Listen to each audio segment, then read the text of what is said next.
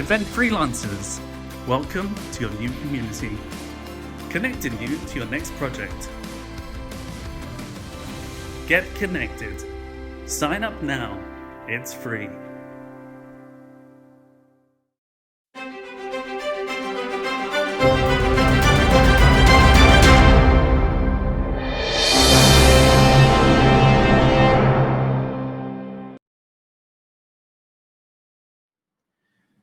So, good morning, everyone. Hello and welcome to session 10. Are you prepared for the new normal?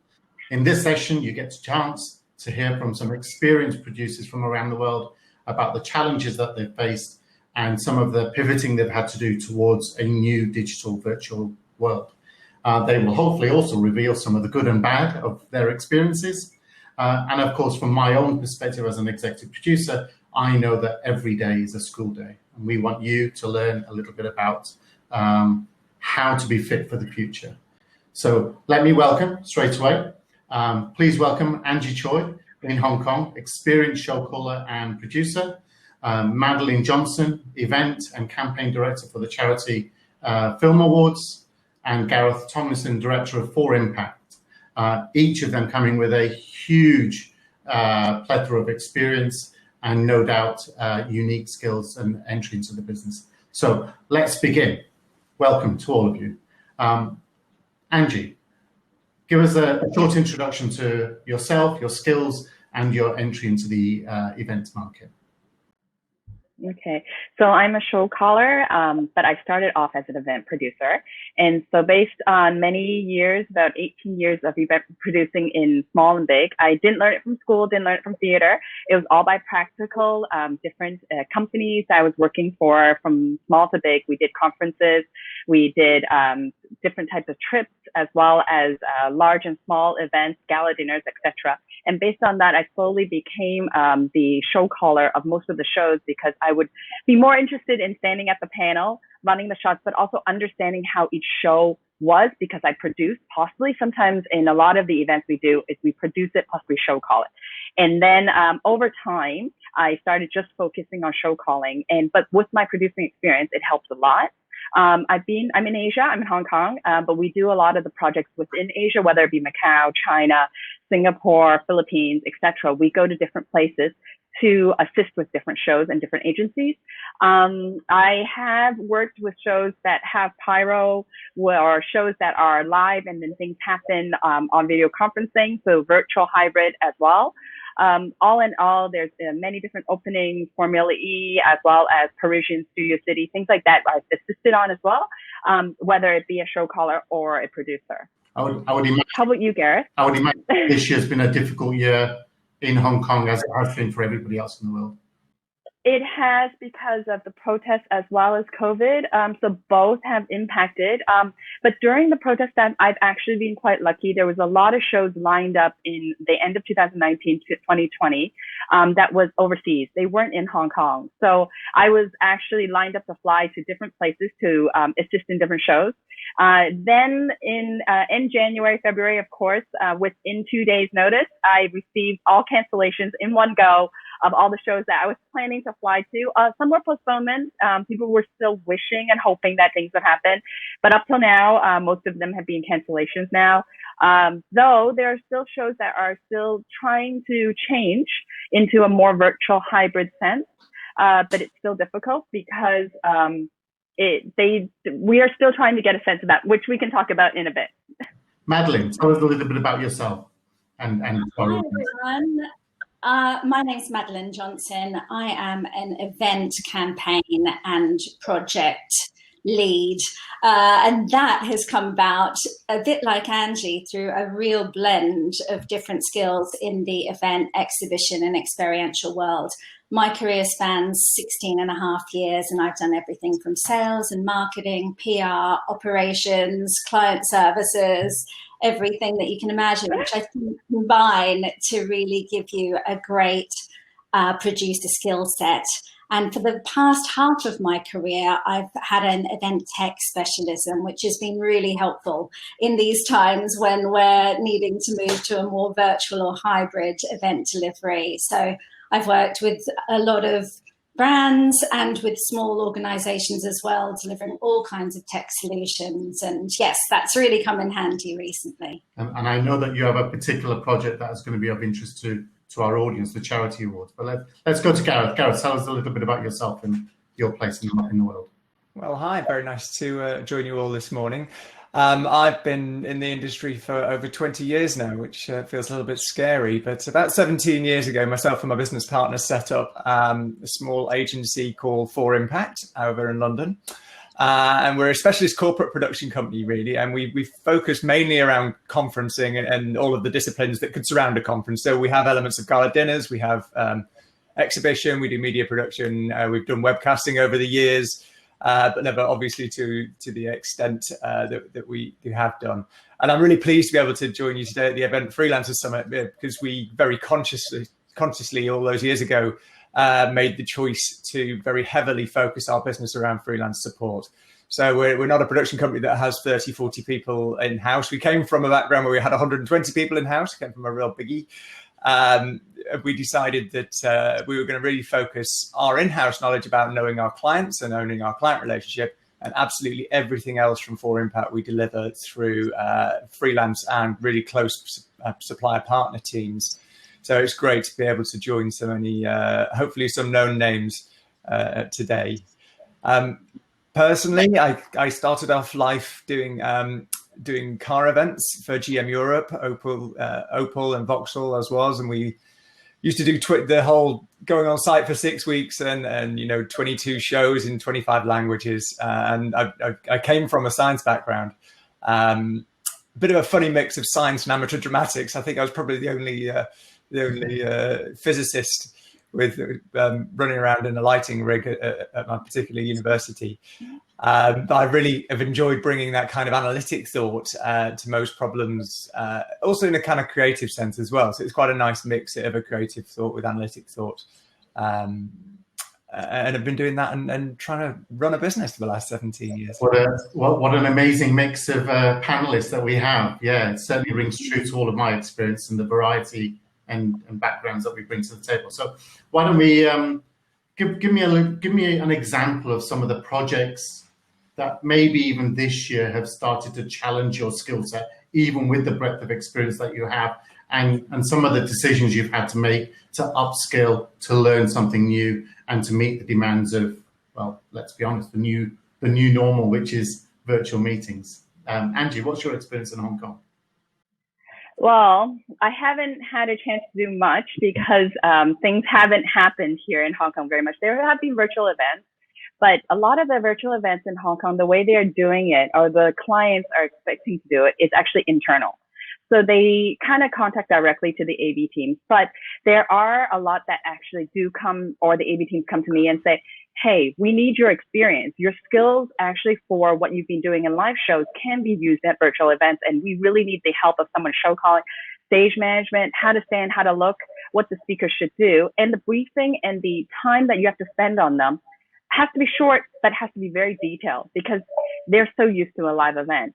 So, although I haven't done personally as much as I wish we could, but there's a lot coming up. And I've been working with a lot of AV companies and seeing how they're building studios. They're buying different software or hardware just to kind of build. This is in Hong Kong itself, because it has never been a fully virtual type of city per se. Most things have always been live. And it has been a steep learning curve for them. At the same time, I've been learning with them because I really feel that a lot of the experience of, say, esports or broadcasting itself or the programs that they're using to create the background and the animation is needed. So that's kind of through what I've been doing these few months, is learning and trying to understand with them, hopefully helping them. But if you're talking about really large shows, the shows that I've seen so far by just watching myself, the awards that I did live and now that is virtual, it doesn't look right. There are things that they didn't focus on how they could do it virtually, and they just kind of put a live show onto an online show. It didn't look so great, and hopefully slowly we can build better, but I think it will take a little bit of while for everybody to test their first few events virtually. Yeah, I think what's interesting out of that is that you've talked about spending as much time with your suppliers, your tech partners as you might have done with the creatives and your clients in a previous occasion. So that's a strong lesson learned. And Madeline, what about yourself? I know that you have a particular project this year that's given you a steep learning curve. It's actually a perfect segue from what Angie has just mentioned. And fortunately, I think we're actually quite successful in creating something special and different in an awards event format. So I'm the campaign director on the Charity Film Awards, which typically is a kind of red carpet style film festival gala evening event for about 350 people. And when we went into lockdown in the UK, this was 6 weeks before the actual live event was supposed to take place. And so we had a very, very quick dramatic pivot to virtual and actually ran the event 4 weeks later. One of the things to note is that we are a tiny team of 2 part-time people working very hard to deliver this as part of an overall campaign with, I must hasten to add, some scaling up on the night with the help of some absolutely extraordinary freelance talent who helped us really get the message out there. So Charity Film Awards, we realized early on that it wasn't going to work just to film what would have been the standard awards event flow, because there's a lot of things that happen in the room, the buzz, the networking, that you cannot replicate on screen, but also that people are going to have an expectation of as close to broadcast quality as you can deliver. Now, that was not going to be possible for us. There was a severe lockdown. We used a holiday camera to film. We didn't have any lighting. We really had to be very responsive and adaptable quickly, but we had the fantastic assistance of a great producer that helped then bring that all together. And we realized that we were going to, instead of recreating that awards event moment by moment, we were going to have to do it emotion by emotion. So it was all about celebration, excitement, keeping people engaged, making them feel part of it, even though they couldn't be in the room.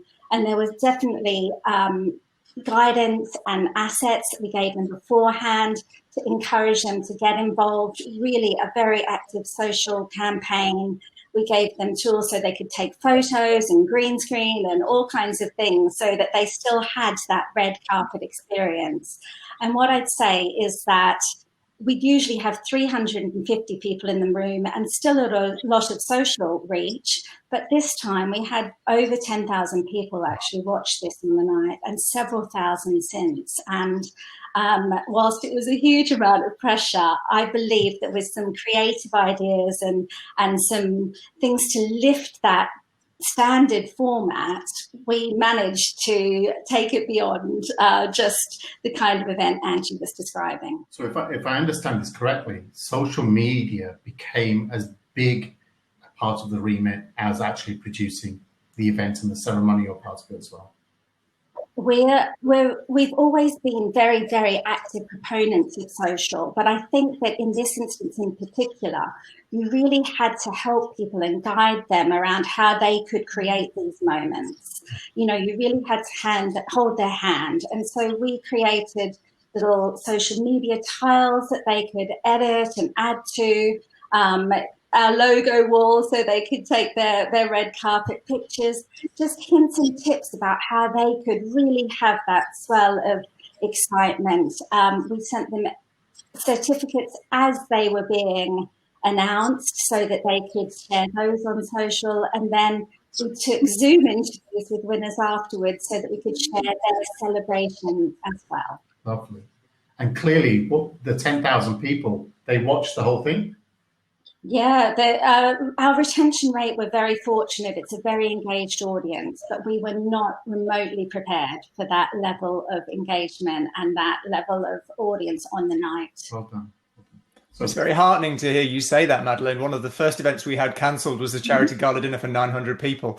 I think we only had 3 weeks from it was due to happen the second week of March. So when everything really closed down, the client was very reticent to move ahead, and obviously they had a lot of invested cost in the live event. But it's great to hear that the sector can be alive and doing well.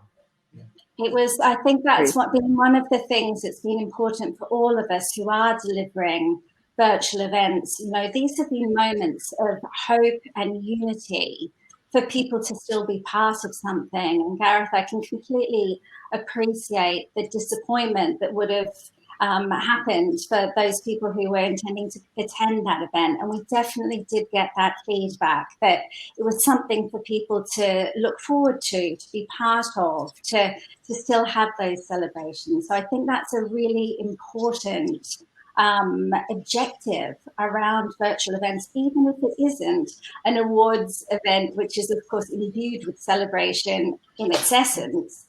But any kind of event, this is bringing people together. This is giving them an opportunity to still connect and to engage with content. And that's really vital to remember. And there's a case study there for you, Gareth, to take to your other clients. Absolutely. And sorry to jump in there, Angie. I was going to just to bring one other point. I think it's a really important and really interesting point you bring about pivoting not just the physical way that the event's delivered, but also the way you think about it, and understanding that a great virtual or a great digital experience isn't necessarily just taking what we've always done and putting it through a web browser. And I really admire the way that you've taken the concept of taking the emotion and capturing what's really special about the day or the evening, and thinking creatively about different ways to deliver that using a new tool set. I think that's a really strong message to be taken. I'm going to write that one down. Thank you. What about your world, Gareth? How has it been for you in terms of moving your goalposts, your skill sets?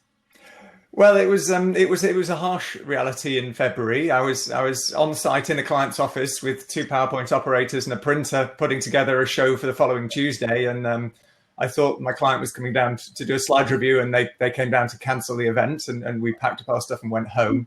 So that was a bit of a rude awakening to what lockdown was going to be like. Pretty quickly, everything disappeared. I'm pretty like everybody else, I'm sure.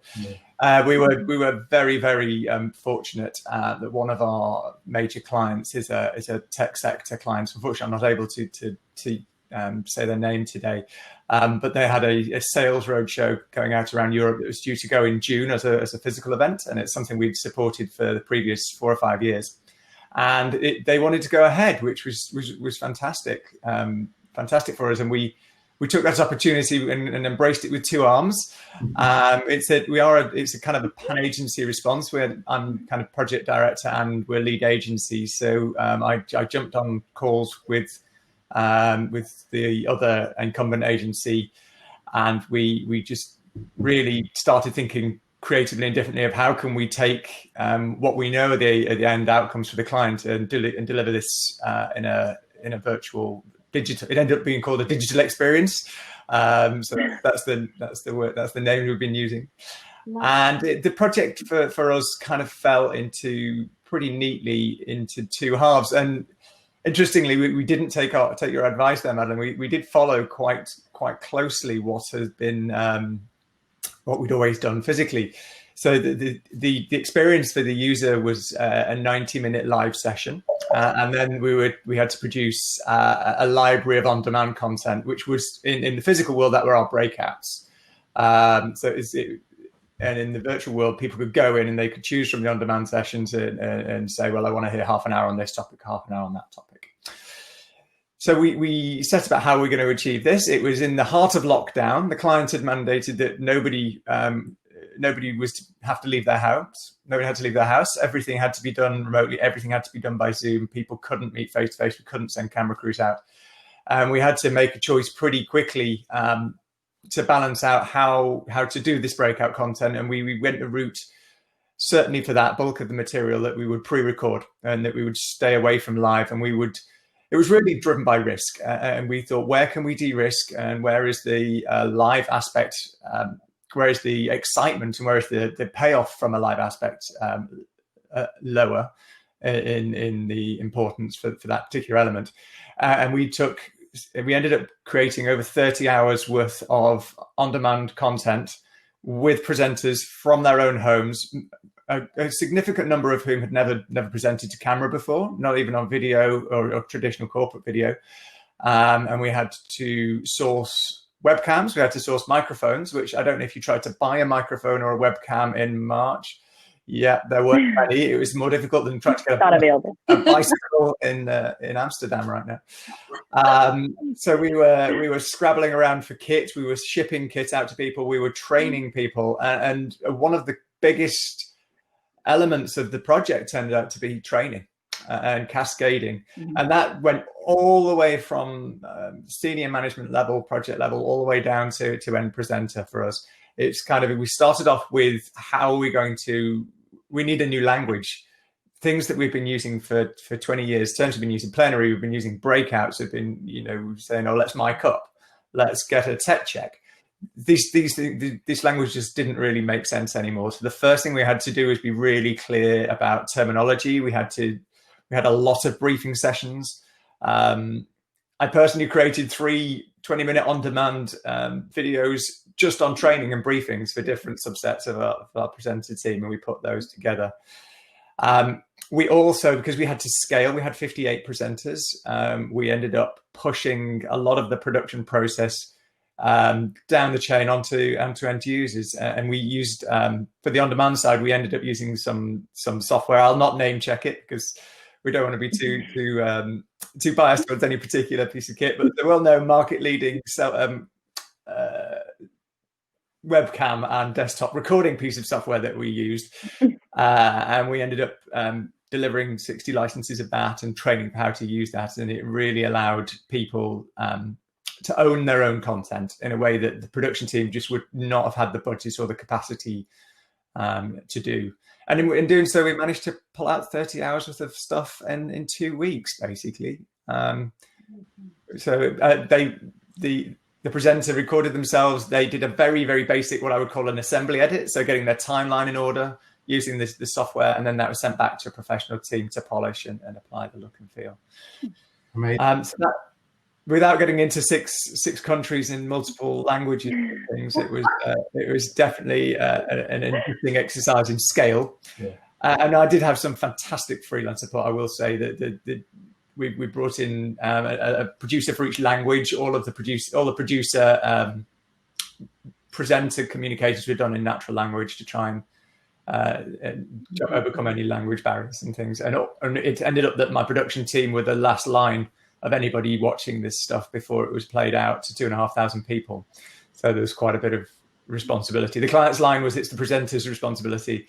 And our line was, well, we're not sure the presenters have got the bandwidth to be watching back 40, 50 minutes of themselves talking. So it ended up being our team. It's if I may, that reminds me of, can't help it with our old stories, I suppose, but it reminds me of a time when a client wanted us to send out 30 flip cameras to just get 1 minute little nomination segments. And what we got back in more than half the cases was not presentable to any public audience. I've spent my last significant portion of my life doing corporate, and we have to remember that, and this is another point I wanted to bring across the whole project, is that these people aren't professional presenters. You know, you're not talking about a Dermot O'Leary who does this day in, day out, who just will assimilate a script, will take feedback through an in-ear and IFB really well. These people are not professionals. They have other demands on their lives. You know, these people are probably, well, I know in certain instances they were employed to lead a software sales organization across a major part of the European bloc. Yeah. And I'm walking in there as project director with the responsibility to my clients to deliver a great virtual live presentation, but asking somebody who has a number of other priorities in their life to give me a significant portion of their diary for 2 days. And we have to be really conscious of what we ask, how we ask it, and make sure that the experience for the presenter and also the stakeholders around the presenter is a really valuable and worthwhile experience that feels joined up for everybody, because it's not necessarily the person in front of the camera lens who, not to be too brutal about it, is paying the check at the end of the day. And you have to make sure the person who is driving the project stakeholders, the project sponsors, are really having a great experience, as well as your audience, as well as your presenters. So I would really encourage the audience to think about what that looks like.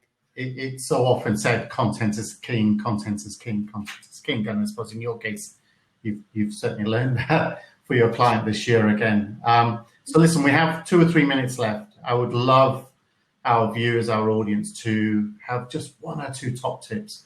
What skills, what training, what development should people be doing this year, apart from all the webinars they're watching? But what few things, I know that each of you have alluded to, but Angie, 2 tips for people out there. 2 tips. The first tip would be to watch as much webinars as possible, but not just for the content, it's for the feel. So from the registration point of view, like once you register, how does that feel? Going into getting the reminders all the way to watching it on the day. Then afterwards, is there anything else they do? Sometimes they send a thank you, sometimes they send a survey. And even when you're watching on the day, how does it feel for the polling? How does it feel for this show? Stepping back and saying, what would you do if you got to change it, or you got to improve it, or what takeaways there are? Because there are some that do very, very well, but there are some that you can say, maybe it could have been pre-recorded. As we were saying, some things can be pre-recorded. They don't have to be live. Is it necessary for that live element? Or maybe it is, but not all of it. The second takeaway is to also watch things, videos, or to learn or speak to AV people about some more technical aspects. For example, there must be a lot of people hearing what Notch, Unity, Unreal, all of these things are. So what are they? And what is between a video conferencing, a virtual event, an expo, which they have now, and all the different programs there are? Because as a producer, you have to know what the client is going to use, or what they want to use. Some things are in-house. They have to use certain things. Some things you can actually suggest to them for their benefit of that show, because it may not be everything is perfect for what they're doing. And you kind of have to devise it for them, because they'll come to you and say, I just want a virtual event. And then you kind of have to ask them, so what do you mean by your virtual event? What are you trying to get at? And step as an audience is, when you see it, what are you getting out of it? Is that what the client would like? It's kind of making their dream come true, as we would always do in live events. But with live events, we're so used to what we have and how we can make it wow. How can you make it now wow virtually? So I know who I will be coming to for feedback on the summit. And also, you've covered things beautifully, Angie. I would just say, more than ever, the event industry, where we tend to be a very networked, connected industry, and more than ever, we've seen a really heartening response, with lots of people supporting each other, being very generous with their content, their information, their learnings. Just leverage that, connect more than you have before, even though you may not be doing it face to face. Gareth, I would say as much as possible, see if you can have a go and get hands on. Try it for yourself. Experience presenting. If you don't have a fantastic opportunity like today, make a little video. Make a video for your kids about something, but step through the process. Give it a go. If you have the opportunity to use Unity, we use Unity comms on the live element. Have a go. Get involved. Talk to your tech guys, as you say, and attend open days. There's very little like. You really get to empathize with both your client and your presenter when you've done it yourself, I think. I certainly, if I may, one thing that I'm taking out of this session is back to basics of where I was maybe 20 years ago, where you would spend a lot of time with your suppliers, a lot of time with your set builders, a lot of time with your creatives, simply to be able to understand how something is going to work before you go out and sell it. So thank you very, very much. Thank you very much to Angie Choi in Hong Kong, Madeleine Johnson in Scotland, and Gareth Tomlinson in London, and to you, our audience, for joining us on this session. Please enjoy your lunch, and we look forward to welcoming you back later. Thank you.